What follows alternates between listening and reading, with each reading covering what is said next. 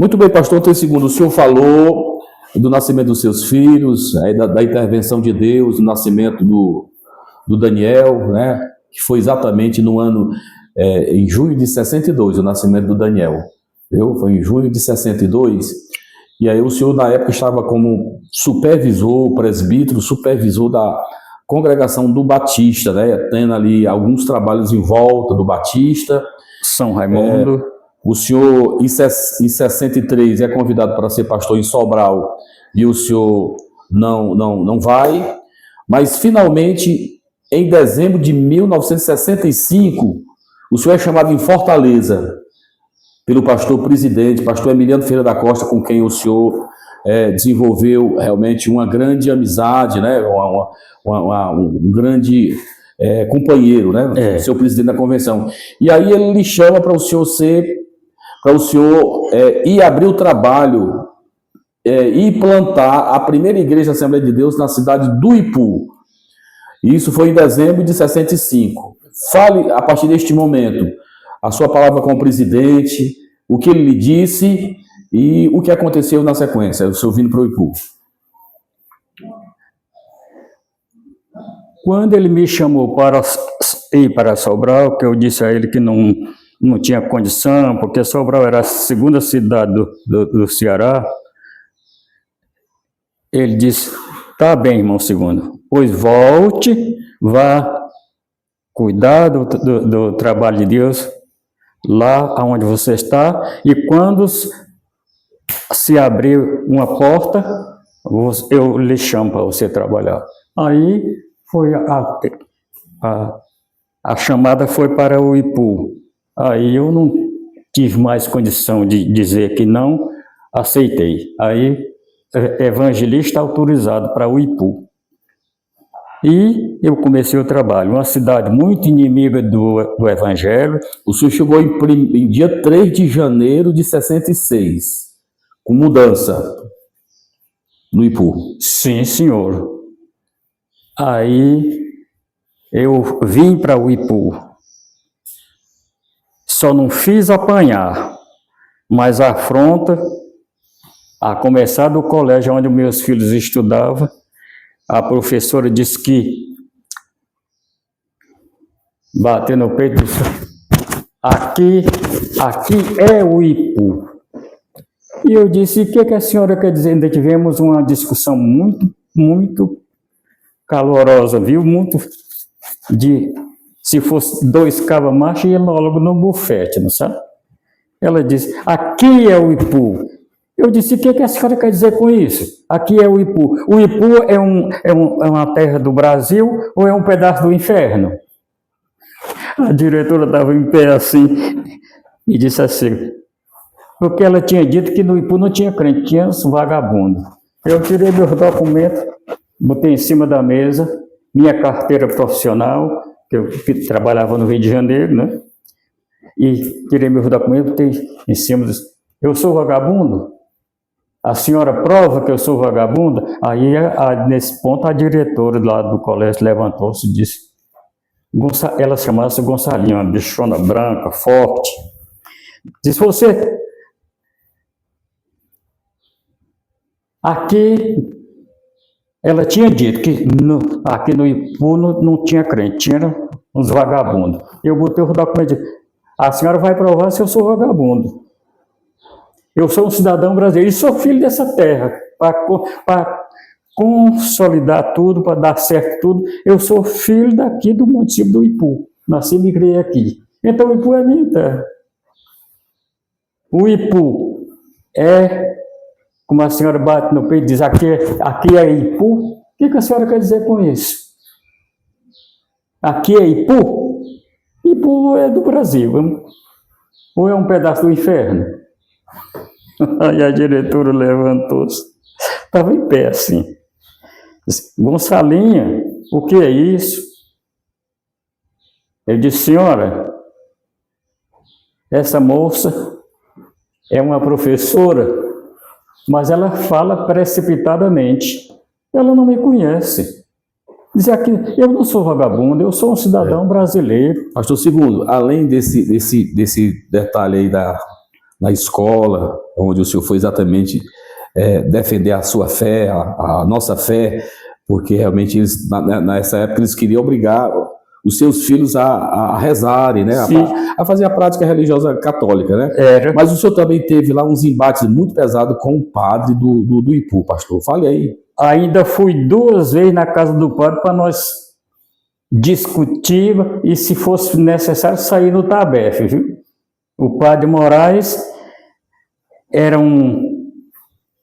ele tinha prazer de dizer que era um cabra, cabelo agastado, né? Para não chamar pichain, né? O pessoal dizia. Negro. E o negócio foi forte. Eu disse para ele lá na casa do padre como era o padre? Monsenhor Moraes. Eu disse: o senhor é pastor de uma igreja deste tamanho e eu sou pastor de uma igreja do tamanho de uma caixa de fósforo. Mas o seu direito, aonde termina o seu direito, começa o meu. Nós somos brasileiros. E tivemos uma discussão pesada mesmo. Aí o padre, na consciência dele, eu era um valentão. Nós tivemos um puxa-avante bem duro, mas ele era um grande inimigo do Evangelho. Vinha fazer um discurso de afronta para afrontar os protestantes. Ele não chamava de crente, só os protestantes. Dizia que protestante, numa mesa alta, fazer um discurso. Protestantes são os assalariados pela América do Norte. Eu digo: eu nunca vi, eu não sei nem o que é o dinheiro da América do Norte, os assalariados por América do Norte. Eu não sei o que é o dinheiro dos americanos, não fui enviado por americano. Eu fui enviado aqui por Deus. Deus foi que me disse: vai para aquela terra. E eu disse que ele não sabia nada, né? Não tinha recurso, não tinha nada, e Deus: tudo é meu, tudo é meu.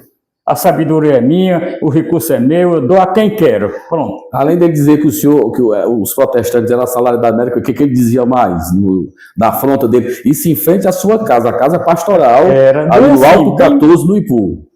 Mais perto que daqui na estrada. Também. Na rua.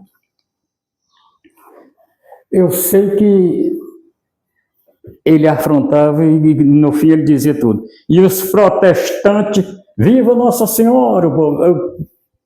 Como uma reunião campal, um comício. Viva Nossa Senhora! Viva o padre! Sim, isso aí. E os protestantes vão para o meio dos infernos. Protestantismo é como um guarda-chuva aberto com uma minha opinião debaixo dele. Aí eu botava protestante por meio dos infernos e fazia acontecer. Foi uma luta muito grande com esse padre. Ele já está do outro lado da vida, não é? Pastor Segundo, os embates com o padre do Ipu foram terríveis, a perseguição era grande. O senhor deixou de registrar que quando o senhor foi para o Ipu em 66, lá Deus mandou outros servos de Deus, né? Naquilo que o apóstolo São Paulo fala, né? Um planta, outro rega, mas ele deve dar o crescimento. Por lá passou os missionários, né? Passou Orlando Boyer, né? Foi. Na década de 40, 44, né? Eu não tive o privilégio de conhecer, irmão, meu filho, não tive meu amigo, não tive condição de conhecer, mas conheço a história dele. Orlando Boyer, depois teve em 36, 2 anos depois, os missionários canadense e americano, Eduardo e Dorothy, que fizeram um trabalho, que deixaram algumas pessoas lá da família dos Pontes, no Ipu, né? A irmã Clara Ramos, e eu sei que foi muito difícil o trabalho no Ipu para a gente viver. O padre, ele se ufanava, ele se orgulhava de dizer que já tinha botado muitos americanos para correr. Era. É assim que ele dizia? Muitos missionários americanos para correr. Mas o que foi que o senhor disse para ele? Eu disse para ele Que o senhor não era americano. Que eu não era americano, eu estava na minha terra. E se ele tinha direito de viver ali no Ipu, eu também tinha. Pronto, nós não somos brasileiros? O senhor é católico e eu sou evangélico, pronto. Pastor, segundo o senhor foi orientado exatamente por uma pessoa não crente lá da cidade, se eu não me engano, o seu João Chiquinha, que ele dizia exatamente que os americanos, eles não conseguiram se firmar lá em solo ipuense porque eles nunca compraram, eles nunca construíram. Aí o senhor chega em 66, aí já no ano seguinte, em 67, o senhor já adquire uma propriedade ali no Alto 14, uma propriedade de 30 metros de frente por 50 de fundos, terreno suficiente para fazer a casa pastoral e o templo. Como foi, pastor, para comprar essa propriedade, para construir esta casa inicialmente e depois o templo? Que o senhor faz a casa em 67, casa pastoral, onde o senhor vai residir nela antes dela estar pronta, né? O seu João Chiquinho era o corretor, o chefe dessas coisas. Ele disse assim, tornou-se um amigo meu de valer. Ele me orientou, disse, os crentes que vieram aqui, os pastores que vieram aqui, pastor, missionário, eles nunca fizeram nada disso porque eles não tinham um palmo de terra. Ele era interessado em vender lote de terra para quem quisesse. Aí ele me disse, pastor segundo, você quer se firmar aqui? Compre terra. Compre um lote de terra. Porque eles, os missionários americanos, nunca se firmaram aqui, porque eles não tinham nada aqui. Nessas alturas, tinha uma pessoa que era meu amigo, seu Gripino Baltazar, dono do Urubu Parque. Aí eu comprei um lote de terra. Ele disse que tinha um lote de terra no Alto 14, lá mais fora do coração da cidade, e que me vendia. E eu comprei o lote de terra, e no lote de terra eu fiz a casa pastoral, fiz o templo, tá lá. Foi modificado, você sabe como é, reformado tudo. Mas o senhor João Chiquinho tornou-se um amigo meu e disse, compre terra que você se firma aqui. Um conselho amigo, né? E foi verdade. Eu comprei terra. Primeiro eu fiz a casa pastoral para mim morar na casa, que eu morava lá na Rua do Corte. E não me sentia bem. Pastor, segundo, depois do senhor adquirir essa propriedade lá no Alto 14, onde o senhor inicialmente constrói a casa pastoral, onde o senhor foi residir nela, ela inacabada, quer dizer, ela não estava nem pronta ainda, o senhor enfrentou muitas dificuldades no Ipu. O senhor chegou a plantar roças lá? Plantei. Eu mandava meus filhos pequeninos, garotinho, levar as coisas, a enxada, as ferramentas de se trabalhar na lavoura, né? Na frente, eles iam na frente e eu ia atrás com a roupinha mais ou menos. Enfrentei tanta dificuldade. Plantei roça, plantei milho, plantei feijão, plantei semente de melancia, semente de amor, para nós encher a barriga, meus filhos. É por isso que eu digo que minha família é o meu tesouro. Pastor, segundo, o senhor enfrentou essas lutas, mas assim, Deus sempre tinha Deus sempre tinha um escape. O senhor fala muito que no ano que o senhor chegou no Ipu, lá tinha um médico muito humano, muito gente boa, e que esse homem realmente, ele abraçou o senhor, abraçou os crentes, né? Doutor Rocha Aguiar. Doutor Rocha. A gente sabe também que nesse tempo também era um tempo de epidemia de tuberculose na nossa região do Sertão dos Inhamuns, e muita gente foi amparada através do senhor. O senhor também é uma característica do senhor, este lado humano, né? O senhor, com amizade com esse médico, o senhor ajudou a muita gente dos nossos sertões ali, no Ipu, e principalmente porque esse prefeito, ele era opositor ao paróquio, ao padre da cidade. É verdade. Ele era de um partido e o padre era de outro. O padre chegou a se candidatar a prefeito. Foi em Sobral, o D. José Tupinambá da Frota era de Sobral, era quem mandava na Igreja Católica. Deu conselho a ele que ele não entrasse nesse negócio de política, não entre nesse negócio. Mas o padre Moraes era duro para obedecer parecer de pessoas que podia dar um parecer. Ele se candidatou a prefeito e perdeu. Para a vergonha dele, sofreu a maior afronta por causa desse negócio. Então, o doutor Rocha ganhou, foi o prefeito da cidade e muito nos ajudou. Assistiu o culto, sentadinho na tribuna, que nós construímos um templo lá, de lado era a casa pastoral e o terreno era tão grande que se construiu a casa pastoral e a igreja ainda tinha uma terra entre a casa pastoral e a igreja, o templo. Então, o doutor Rocha chegou a assistir culto na nossa igreja, tornou-se um amigo meu, pronto.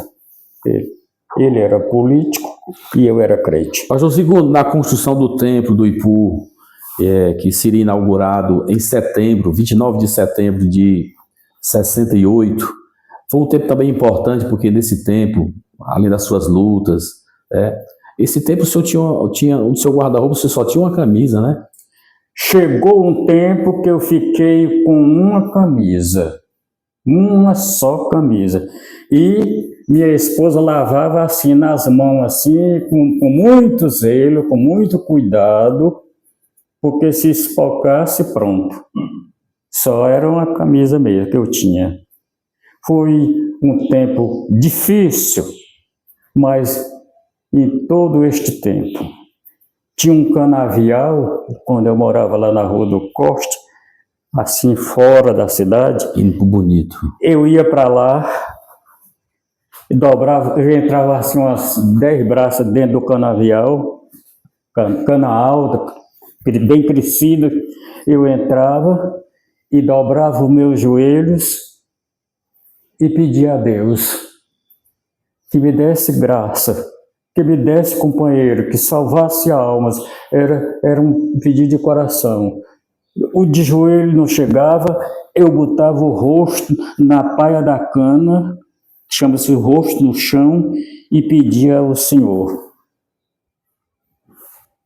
O passadio era mau. E, sem eu esperar, eu peguei a tuberculose. Cantando só, pregando só, viajando, subindo serra e descendo serra e no sertão. Eu comecei a sentir fraqueza, fui ao médico, o médico me receitou e disse: você está tuberculoso. Foi meio que dar uma machadada na minha nuca. Fui orar e pedir: meu Senhor, como é que eu vou pregar a tua palavra agora tuberculoso? Magrinho, o rosto pequenininho.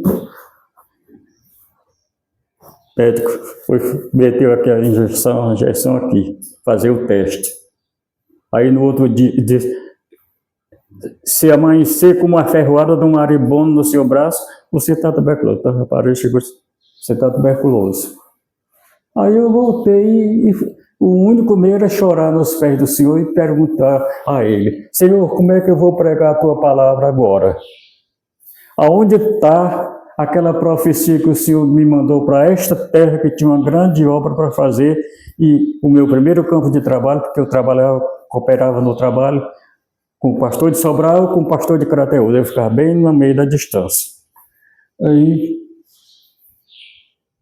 orei ao Senhor, pedi ao Senhor que tivesse misericórdia de mim e que não deixasse eu sofrer essa vergonha. O pastor dos crentes está tuberculoso. Aí eu Comecei a orar lá dentro do baixio de cana, com o rosto no chão, empurrado nas folhas da cana. E Deus fez um milagre. Me curou dessa tuberculose. Eu recebi este milagre, graças a Deus. E foi de muito sofrimento. Foi de muito sofrimento. Pobreza, não se fala. Foi preciso eu começar a plantar umas rocinhas, milho, feijão, para a gente ter o que comer.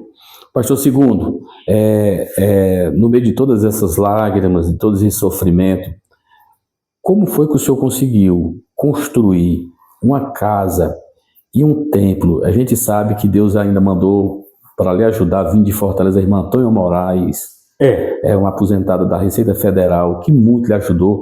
E é um dado interessante, porque quando ela, no primeiro contato que ela teve com o senhor estava preparando massa, o senhor era um servente da obra lá. Era assim, senhor. Eu era acostumado a trabalhar no Rio de Janeiro, né? Tinha prática, viu?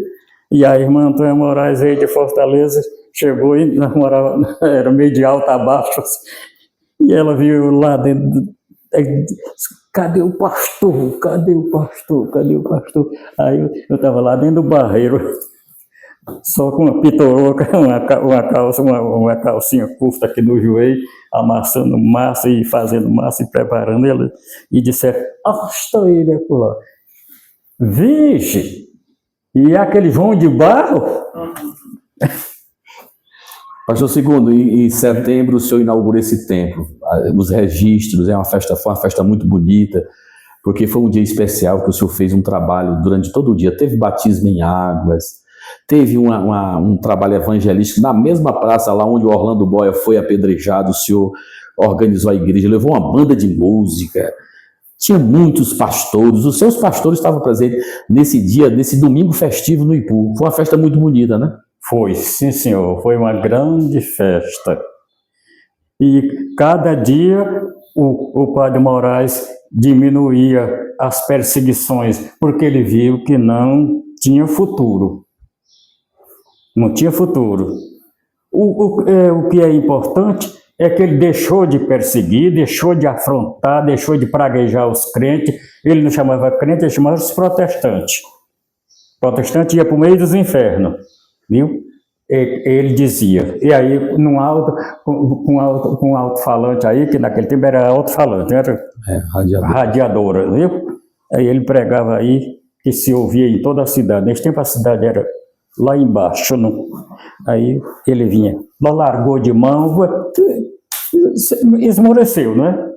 Até que chegou o dia de fazer a viagem dele para a eternidade e pronto. Fale de dois momentos importantes lá, o momento da seca dos 70.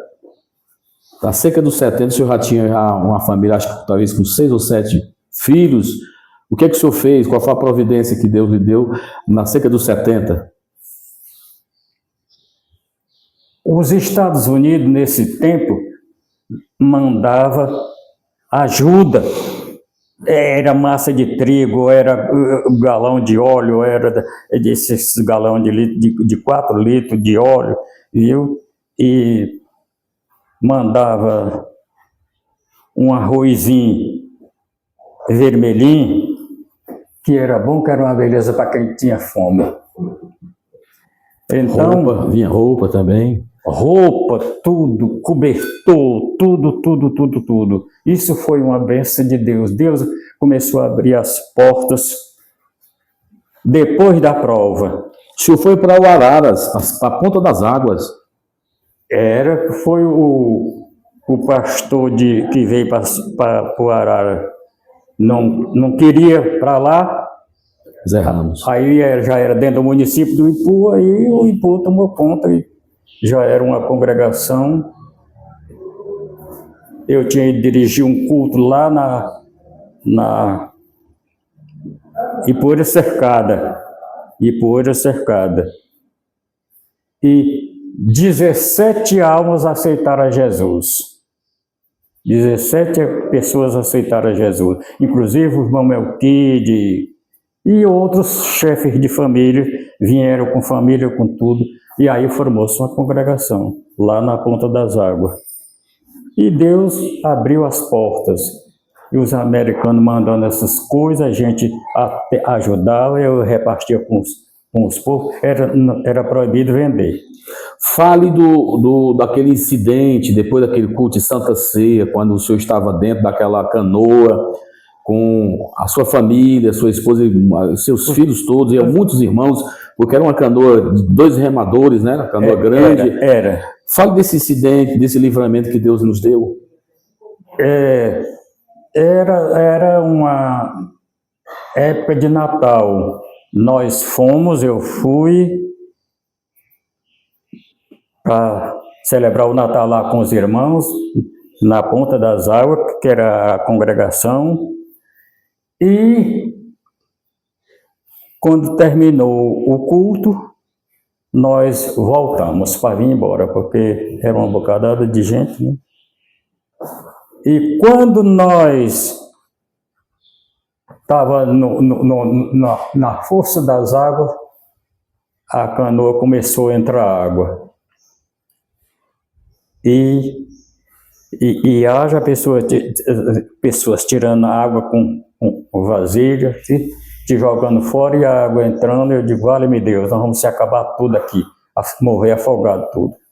Finalmente, quando não teve mais jeito, que nós descemos da canoa, a água ainda estava bem aqui nos peitos da gente. E nós saímos vitoriosos. A barca ficou lá furada e nós saímos e escapamos milagrosamente. Milagrosamente, né? Agradecemos a Deus porque saímos com água aqui nos peitos, ia morrer afogado. Outro episódio importante no seu pastorado no Ipu é aquele que retrata lá a sua ida para o Distrito de América, que é um distrito de Poeiras, né? Mas ele estava dentro do seu campo eclesiástico. Fale desse episódio, desse milagre que aconteceu na América. O trabalho na América começou assim. Vieram uns irmãos de Fortaleza, que eles chamavam naquele tempo de mata-mosquito. Vocês guardam. Sucam. E eles foram trabalhar lá na dele, e eles eram crentes. E eles certificaram para o povo, e o povo ficou animado e gostou muito. Disse, não é o que se dizem, por o que os padres dizem de crente, que protestante, que não sei o que, coisa amaldiçoa e essa coisa. Aí eles notaram aquilo. Quando terminou o trabalho dele, eles desceram a serra, chegaram no Ipu. Aí eram crentes, os irmãos. Eles me pediram encarecidamente, irmão, pastor Segundo, vá na América, meu irmão, que lá pode acontecer salvação de almas. O pessoal ouviram bem, gostaram e tudo. E aí eu fui. Cheguei na América, tinha um irmão que estava, um descrente, mas animado para ser crente. Ele tinha contraído uma enfermidade que chama de lepra. Já tinha caído um pé, já tinha as falanges dos dedos, o dedo se acabando. Vivia lá num quarto, ninguém queria nem chegar perto dele, chamava-se Zé Cantoria. Aí eu preguei o evangelho para ele já tinha ouvido dos guardas,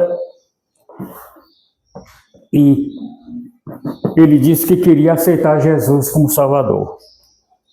Eu orei por ele, orei para Jesus fazer um milagre ali no meio daquele povo. Aí o descrente dizia, se o Deus dos crentes, o Jesus que os crentes pregam, curar o Zé Cantoria, outros, o Tizé, outros, meu primo, da família, né? Do coração do povoado, era um distrito. Se Jesus curar o Zé Cantoria, toda a América vai ser crente. Eu digo, não, senhor. Ser crente é uma chamada de Deus. Jesus diz, ninguém vem a mim se o Pai não enviar.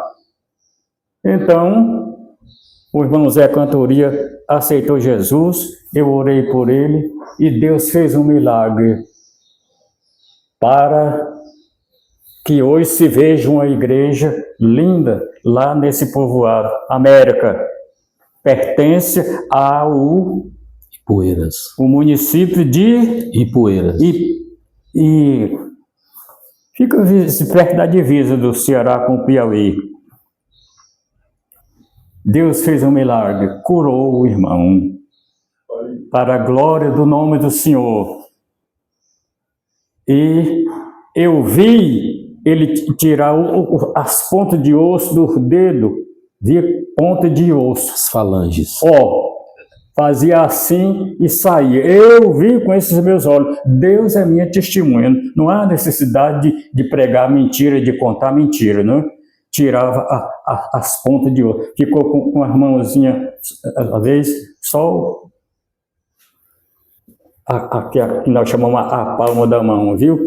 E o pé ficou sem um pé. Deus fez esse milagre. Sarou tudo. Lá está hoje uma igreja, uma congregação de valer a pena. O pastor de lá está hoje lá. Tinha um templo mais humildezinho, ele vendeu, o padre foi quem comprou para fazer uma casa pastoral. E ele está construindo um templo, beleza. Já se fala de desmembrar para ser um campo. Foi um milagre. Por aí começou. E lá está a igreja. Mas a América não foi ser todo crente como as pessoas Pastor Segundo, para chegar na América, na verdade, como o senhor não dispunha na época de transporte, essa jornada o senhor fez a pé. É uns 30 quilômetros mais ou menos, ali pegando ali o Engenho dos Beléns, a Pindoba do Padre, subindo, né, do Ipu para lá, é uns 30 quilômetros. O senhor fez isso na companhia de um filho seu, e o senhor fez esse culto, foi um culto muito, muito maravilhoso, porque as informações é que realmente foi uma multidão para ouvir o senhor pregar, sozinho, não tinha violão, não tinha microfone, não tinha nada, e foi uma multidão que ouviu a palavra de Deus, e como o senhor mesmo disse, ali foi o início, né, da obra de Deus naquele lugar. Mas teve um caso interessante, o senhor foi na companhia de um filho seu. Houve um episódio lá, conte aí o que aconteceu depois do culto e o seu retorno para o Ipu. Esse meu filho, que foi comigo, foi um presente que eu pedi a Deus. Primeiro veio 2 filhas, e eu disse, meu Deus, eu já tenho uma mulher aqui, já 2 filhas, 3 mulheres. E aí eu disse, Senhor, isso é uma oração de corpo e alma. Eu disse, Senhor, me dê um caboclinho homem, mesmo assim, me dê um caboclinho homem. E Deus me deu um filho. E o terceiro filho, que eu chamei, dei o nome, registrei por Enéas. Em comemoração a um irmão que eu vi, que nós trabalhamos junto no Rio de Janeiro, ele era do Maranhão. E ele tinha o nome de Enéas e tornou-se um amigo meu e até me ajudou financeiramente depois que eu deixei o Rio de Janeiro e vim abrir o trabalho aí. Ele fez alguma coisa por mim. Então, esse meu filho que nasceu em dezembro de 60. Eu botei o nome de Enéas. Era o meu filho, que subia, quando eu estava aí no Ipu, subia de pé comigo e dizia, meu filho, não vá não, que tem a ladeira. Não, pai, eu queria ir, mas o senhor, e coisa e tal. E disse, pô, então vamos embora. E dirigimos um culto lá, Saía 1 hora da tarde com o rosto virado para o poente, o sol, subia a ladeira, a serra, e dirigimos o culto. Não se falou nem numa xícara de café. E conversa de janta também não. Não. E fomos dormir. E quando amanheceu o dia, eu já era acostumada a jejuar, ou o que quisesse ou o que não quisesse, né? Aí, quando eu dei fé, esse meu filho que ia comigo, um garotão já, uns 11 anos. 11 anos, aí, mas a jornada era muito pesada para uma criança, para um adolescente assim. Aí quando amanheceu o dia, quando eu dei fé, o meu filho, Enéas, estava descendo lágrimas nos olhos sem fazer cara feia, estava chorando. Eu digo, o que é, meu filho? O que foi que houve? Papai, eu estou para morrer de fome. Ô, irmão, foi mesmo que pegar meu coração e apertar assim na mão. Meu filho, que era um presente que Deus me deu, eu não aguentei. Aí eu disse, vamos embora aqui mesmo. O dinheiro que eu tinha no bolso era um cruzeiro. Fui numa banca, tinha uns copão grandes assim, e tinha umas bolachas chamadas bolacha fogosa, viu? Era do tamanho da lua cheia, viu? Aquela beleza. Era bolacha fogosa, porque a bichona era barruda mesmo. Aí eu disse, quanto é um copo de leite, copo grande, quanto é um copo de leite e essa bolacha? A minha disse, é um cruzeiro. Naquele tempo era R$1.000. Era um... Aí, bote aí. Aí o menino comeu aquela bolachona e eu, neca. Porque o dinheiro que eu tinha era uma moeda de... Aí consolou o meu filho. Eu fiquei consolado. Ele ficou consolado e eu fiquei também. Que eu não tinha prazer de ver as lágrimas dele descendo sem fazer cara feia, assim como nós estamos aqui. Aí nós estávamos já preparados para descer, uma tora de chão em cima da serra, e depois começar a descer, e chegamos em casa, graças a Deus. Aí quando o Enéas queria sair comigo, eu dizia, meu filho, não vá não, meu filho, a jornada é muito... Papai, eu queria ir com o senhor. Pois então, bora, se você quer ir.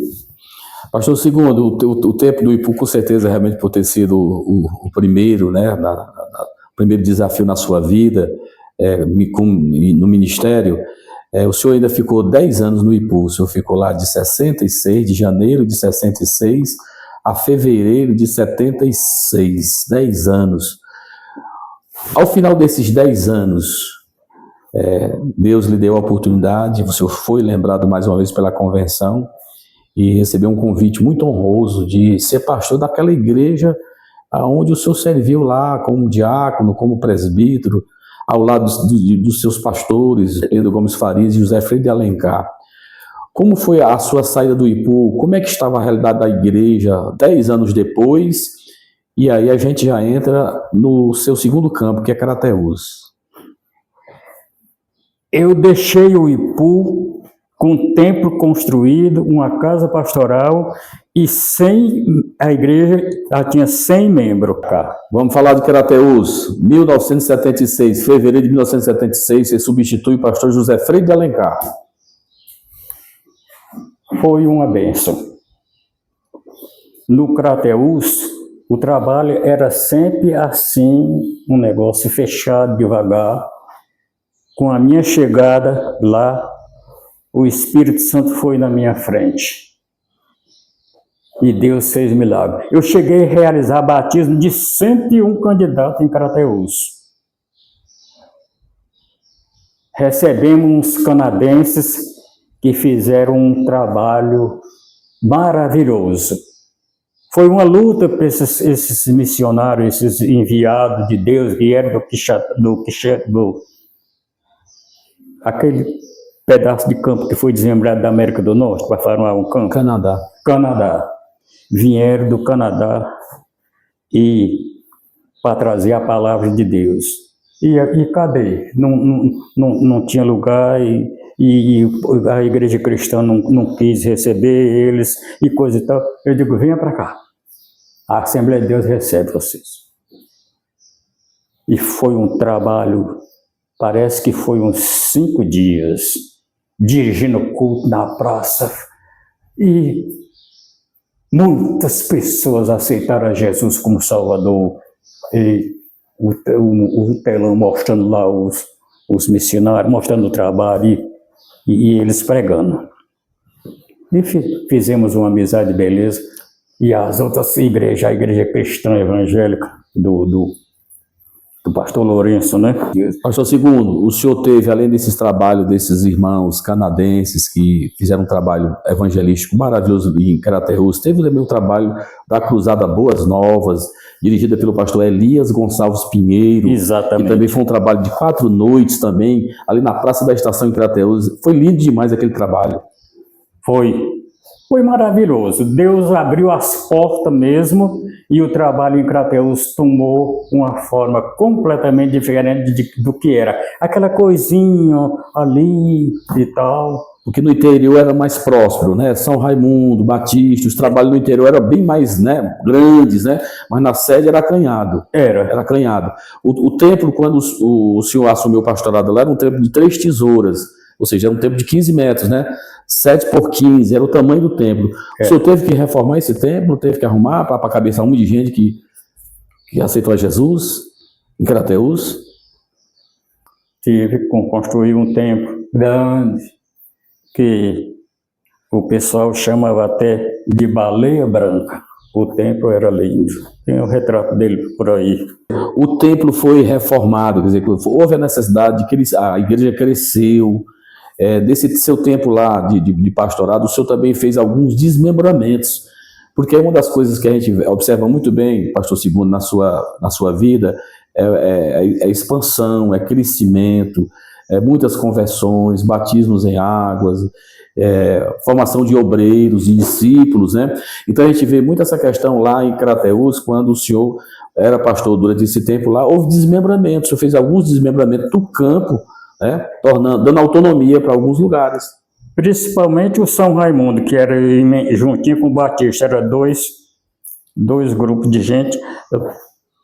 Eu desmembrei e pedi o pastor Emiliano para colocar o irmão Gabriel, Antônio Gabriel. Fui pastor aí no Ipu também, deu continuidade ao trabalho.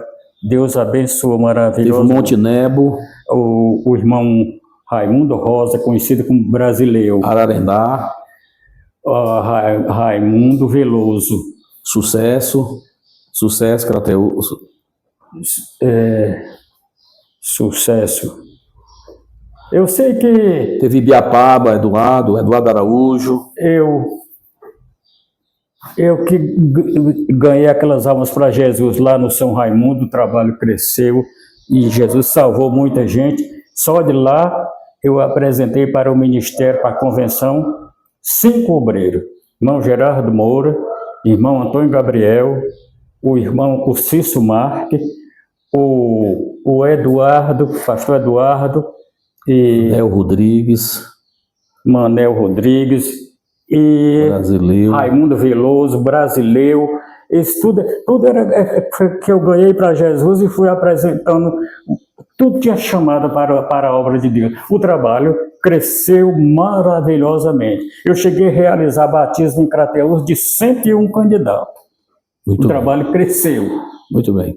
Pastor Segundo, o senhor fala, voltando um pouquinho aqui, o senhor fala muito do pastor João Bezerra, porque ele é sobrinho da sua esposa, né? Filho da irmã Vitalina. E o senhor fala realmente que foi tão interessante. No dia que ele aceitou a Jesus, ele tinha 10 anos de idade, ele diz isso, né? No que nós temos hoje escrito. O senhor disse que ele aceitou a Jesus e também foi batizado com o Espírito Santo no mesmo dia. Foi. Como é que foi isso aí, essa coisa linda que aconteceu lá?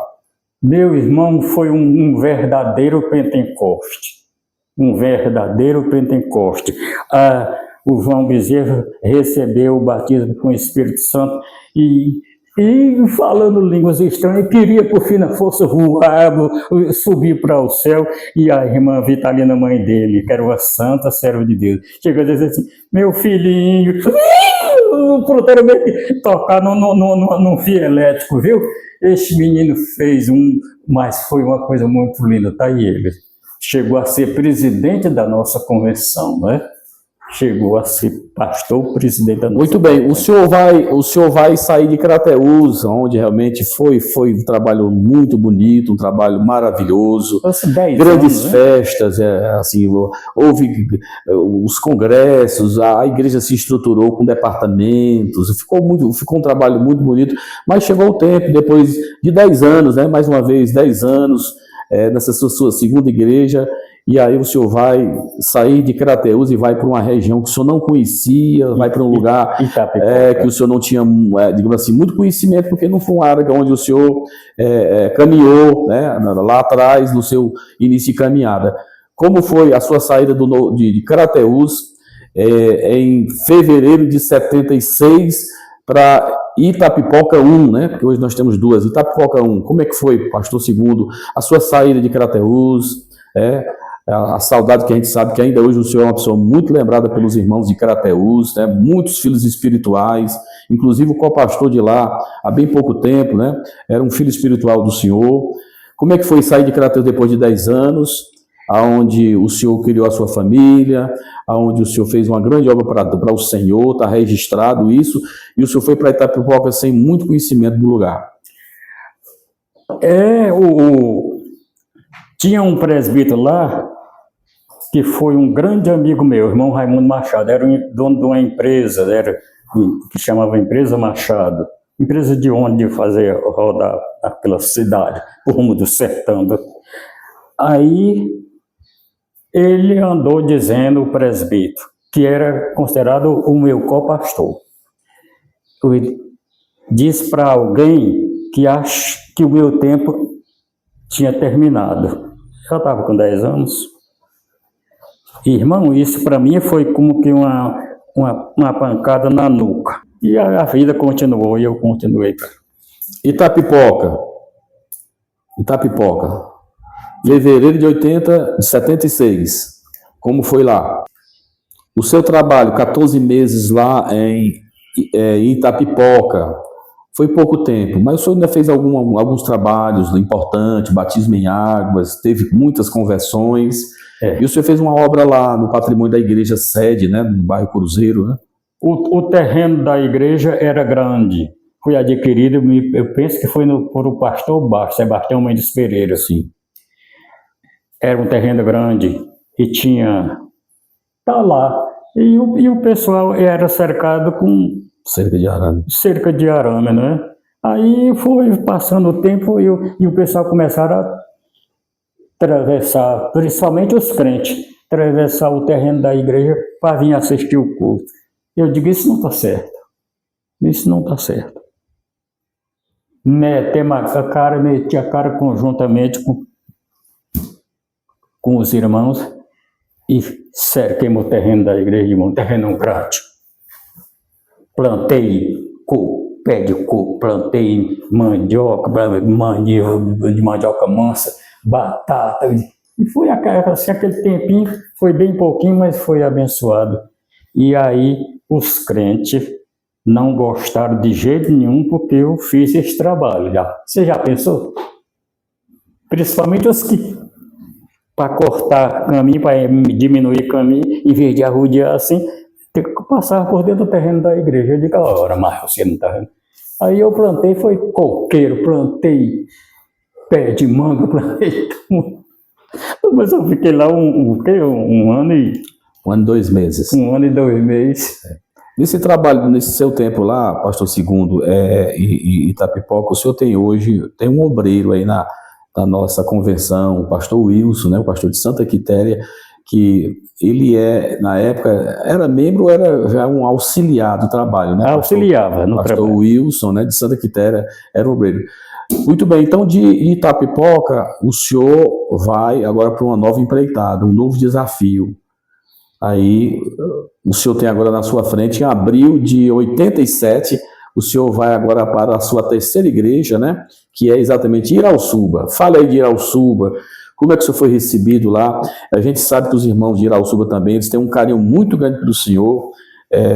Recentemente, quando o senhor visitou, depois de muitos anos que o senhor tinha saído de lá, né? O senhor saiu de lá em 1994, o senhor foi recebido de pé, os irmãos lhe receberam de pé, lhe saudaram, uma saudação muito calorosa. O senhor ficou quase 8 anos lá em Irauçuba. Fale da Irauçuba, fale daquela Serra do Manel Dias, onde começou o trabalho que o senhor andou lá muitas vezes. Era. E o pastor Emiliano também subiu lá, mas ele subia montado. E eu subia de pé, né? Deus me deu umas pernas abençoadas, que graças a hoje estou com 96, estou completando 96 anos e tive condição de subir e descer e visitar os irmãos e dirigir culto naquela serra chamada Serra do Manuel Dias, que é uma serra grande mesmo, bem comprida, né?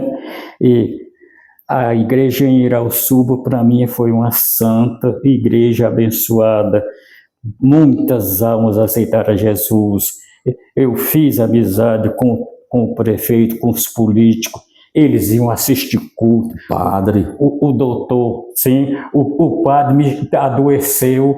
O padre... Como é o nome dele, meu Deus? Padre Ponte. O padre Ponte adoeceu. Ele falava demais na radiadora lá na torre da igreja e ganhou uma enfermidade. Foi o médico e o médico disse assim: você tem que passar 6 meses sem falar. Sem falar. E pegou um negócio, né? A garganta. Aí o padre Ponte era muito meu amigo, nós éramos amigos. Eu ainda almocei na casa dele, na casa paroquial com ele. O bispo, que vinha de Itapipoca, que era dirigido por ele lá. E aí o padre Ponte mandou me chamar lá em casa para orar por ele. Porque ele soube que disse que os crentes oravam e Jesus curava. Eu digo, é verdade. Quem disse o Senhor isso é uma verdade. Então ele mandou me chamar. Aquelas velhas, Carola, coitadinhas, inocente. Pesadelo. A igreja estava cheia. Aí ele me apresentou à igreja e disse: esse aqui é meu amigo, tua mão, esse aqui é meu amigo, o pastor Antônio Seguro. Aqui nós não vivemos com lenga-lenga, negócio de igreja, de coisa disso, daquilo. Não, senhor. Ele cuida da igreja dele lá e eu cuido da igreja aqui, da igreja, nossa igreja. Então, eu estou informado que os crentes oram e Jesus cura. E eu estou doente. Pelo médico, passar 6 meses sem falar, pelo amor de Deus, como é que pode? Aí me apresentou aquelas velhas mais firmadas, viu? Aí eu orei por ele, ungi ele com óleo. Hoje as igrejas quase que não tem mais isso, não é? Meu pai. Quase que não tem mais a oração e ungir com óleo. Que a palavra de Deus diz assim: se está alguém entre vós doente, chama os presbíteros da igreja e estes façam a oração e unja com óleo em nome do Senhor. E a oração da fé salvará o doente. Toda a igreja tinha um vidrinho de óleo e os pastores tinham onde andar no campo para orar. Isso está desaparecendo. Está desaparecendo. E eu, calado. O senhor orou, ungiu o padre? Aí eu orei pelo padre, ele se ajoelhou e eu orei por ele e pus as mãos sobre ele. Na igreja católica? No altar da igreja, no altar da igreja, viu? E os católicos ficaram tudo admirados, meu Deus do céu. Esse padre está doido. O que acontece é que Jesus fez um milagre, curou o padre. Curou o negócio que estava acabando com ele, mas ele largou de falar da radiadora, pronto, ficou só por ali. E o nome de Deus foi ficando glorificado. O prefeito era meu amigo, o doutor, aquele que me atirou na boca, meu filho, como é o nome dele? Doutor Gaudêncio. O doutor Gaudêncio, o velho Antônio, coisa, né? Tudo era meus amigos. Pastor Segundo, em Irauçuba, o senhor tem para a gente concluir Irauçuba, lá o senhor recebeu até um título honroso, né, lá por parte do prefeito, né? Cidadão irauçubense, eu sou tido lá como cidadão, e esse movimento foi feito na Igreja Católica. A Igreja Católica que reconheceu o senhor como uma pessoa importante naquela cidade. Sim, senhor. Outro fator importante, no ano de 1991, o IBGE tem lá uma estatística que diz que Irauçuba, naquele ano, 1991, era o município cearense com mais crente, né?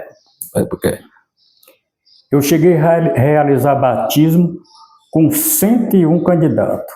Naquele tempo, irmão, naquele tempo. Irauçuba o senhor levou, na época também do pastor Gessé Góes, né, da Canaã, ele ainda era nosso, era pastor ali, se eu não me engano, já era pastor do Icó. O senhor levou o pastor Gessé Góes, fez um grande trabalho em Irauçuba, né, trabalho evangelístico, né? Foi. Então foi um tempo de muito crescimento, né, pastor Segundo? Foi um tempo de muita bênção naquele lugar, né? Muitos amigos, muitos irmãos. Dia do aniversário do tempo que a gente celebrava, a gente dirigiu um culto na praça, na principal praça da cidade. E ficava assim, como se fosse um comício político que ajuntava gente de todo jeito, né? Foi muito bom, foi muito bom. A igreja em Irauçuba, para mim, foi uma bênção. Os irmãos me tinham como um servo de Deus, entre eles eu não tinha. O que eu podia fazer com os pobres, eu fazia, eu ajudava, eu cooperava, aonde eu sabia que tinha um doente, aquelas trombas de serra, eu ia visitar. Foi muito bom, foi muito bom.